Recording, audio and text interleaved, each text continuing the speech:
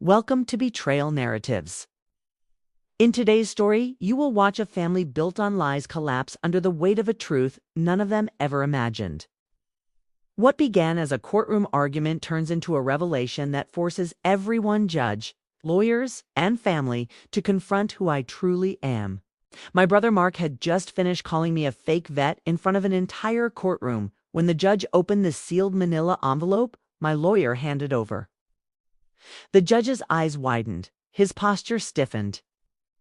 He read the first paragraph twice, then a third time, as if trying to confirm the words were real. "Officers," he said, voice sharp with authority, "seal this courtroom immediately." The metallic slam of the locks echoed like a final sentence. Mark's smirk fell away. My mother blinked rapidly, confused. My relatives whispered among themselves, unable to process what was happening. But I already knew. This moment had been set in motion months ago, my father's funeral. When my brother slung his arm around me and reduced my entire life to a punchline about tracking staples in a boring office job.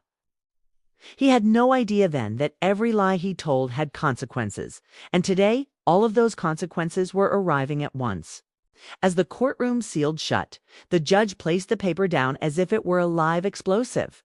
He cleared his throat. "Miss Carter, would you please rise?" I stood, calm, steady. My heart beat evenly. Not because I lacked emotion, but because I had spent years learning to keep my pulse still while the world fell apart. The judge fixed his eyes on me. "Is everything in this document accurate?" "Yes, Your Honor." "And you authorize this to be entered into the court record?" "Yes." A tremor passed through the gallery. People leaned forward. Mark swallowed hard. The judge lifted the document as if presenting evidence to the universe. "For the court's understanding," he said, "this is a classified service record from the Defense Intelligence Agency. It confirms that Ms. Carter," he paused, making sure the gravity of his words landed, "has served 12 years in covert intelligence operations." Gasps, a few muffled curses. My mother clutched her chest. The judge continued, "It includes commendations I am not legally permitted to describe in detail. Her work appears to have directly prevented multiple international crises. Every eye in the courtroom turned toward me. The girl they mocked, the sister they dismissed, the daughter they overlooked.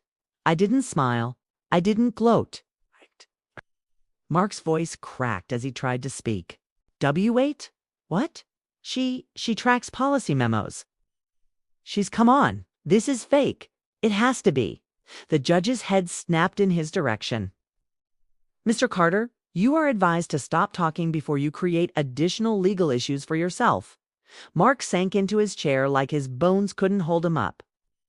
Then the judge read the second page of the document. His expression turned from respect to disgust. He looked directly at Mark. "Mr. Carter, in the course of this hearing you submitted sworn statements accusing your sister of fraud. Based on the information now provided, those statements are not only false, they appear to have been made with malicious intent." The courtroom erupted. The judge banged his gavel. "Enough." Silence. He continued, voice cold. "You attempted to invalidate her benefits, her service, her character, all using fabricated claims. You weaponized the grief of this family for personal gain."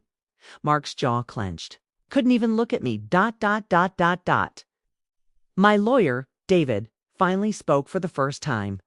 "Your Honor, we have evidence indicating Mr. Carter attempted to redirect his father's veteran benefits for personal financial use. The accusations he made against my client were intended to ensure she received nothing from the estate." The judge stared at Mark like staring at the root of a sickness. "Mr. Carter," he said slowly, "you will be held in contempt pending a full investigation."